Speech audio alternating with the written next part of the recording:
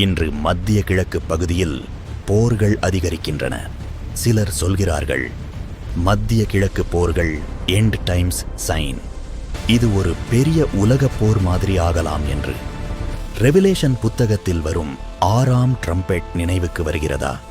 Book of revelation 9ஆம் அதிகாரத்தில் யூப்ரேட்டிஸ் நதிக்கரையில் கட்டுப்படுத்தப்பட்ட தூதர்கள் விடுவிக்கப்படுகிறார்கள். பெரிய படை எழுகிறது.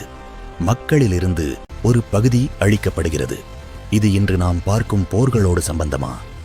பைபிள் நேரடியாக இந்த குறிப்பிட்ட போர்தான் என்று சொல்லவில்லை.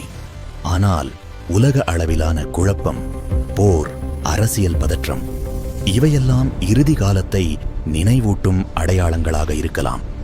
ஆனா 6வது ட்ரம்பெட் கதையின் முடிவு இல்லை. அதற்கு பிறகு 7ஆம் ட்ரம்பெட் வருகிறது. உலக ராஜ்யம் கர்த்தருடையது ஆனது என்று அறிவிக்கப்படுகிறது. அதாவது போர் கிளைமேக்ஸ் அல்ல, இயேசுவின் வருகையே கிளைமேக்ஸ். இந்த உலகம் எவ்வளவு குலுங்கினாலும் இறுதியில் வருபவர் ஒருவரே, இயேசு கிறிஸ்து. Jesus is coming soon. Be ready.